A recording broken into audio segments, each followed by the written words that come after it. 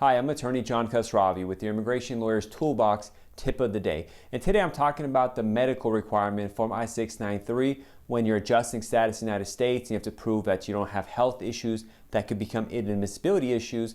And it's straightforward enough. We've always for years just got a sealed medical envelope and we sent it to the government. It was fine. But recently I became aware of a case where an applicant pro se sent the case in with the medical and then went to the interview and everything was fine, but they were denied at the interview with no chance for an RFE because the doctor had not completely filled out the boxes for the vaccine requirement. So just because the doctor messed up and didn't fill out one box, the case was denied and an RFE wasn't issued. Now this is kind of crazy. I can't believe the field office did that, and probably it's gonna be something that can be fixed on appeal, but that takes time and money. So what do? Whenever I take on a case and whenever the medical is done, I make sure, one, that an extra copy of the case, of the medical checkup, is provided to the attorney. The client gets it from them.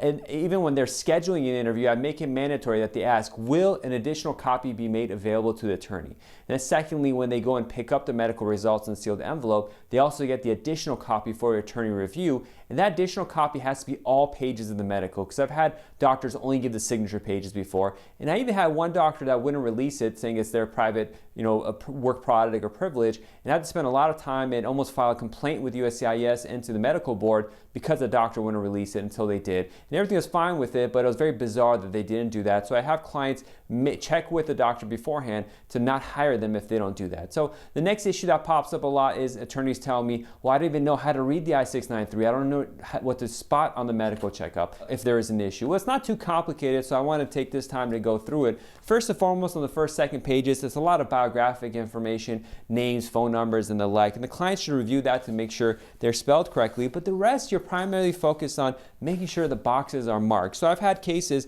the first thing that comes up is always about tuberculosis or TB. Make sure the boxes are marked at the end of the day saying X-ray not required if they don't need an X-ray, or no Class A issue, or just something that shows that there is no need. So one here, they did a test, the quantiferon test, and they said result negative. Okay, so they don't have tuberculosis. And the same with syphilis, screening non-reactive. Okay, so it's all this stuff, findings no Class A or Class B syphilis.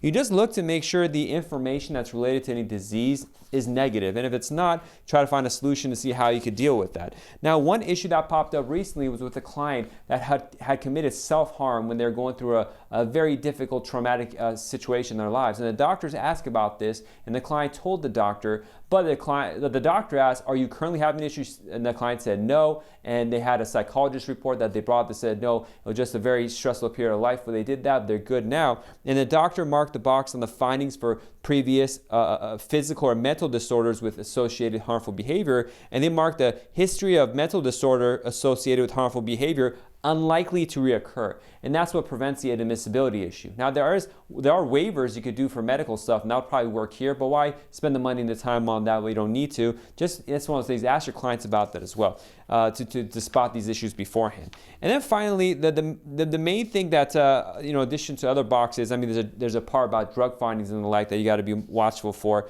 and ask clients about, especially nowadays that marijuana use is more rampant and it's legalized in many states, but it's still federally a crime.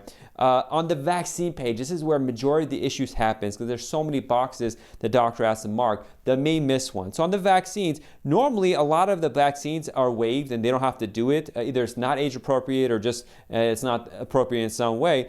Make sure there's something on each line. So on the specified vaccine, the first one, DTaP or DT or DTP and stuff, just each line has to have one box marked or written in on the date they got the vaccine or something. Just each row has to be filled out in some way to avoid this issue from happening, which is what happened to that other person who got their case denied. So that was a basic tip of the day I wanted to put out there. It's very important. In immigration, a lot of this stuff people do, and it's not the most complicated stuff, but it's these little things that create big problems, and that's our job as immigration attorneys, to watch out for all the little things so they don't add up to become a big problem. Until next one, have a good one. Bye-bye.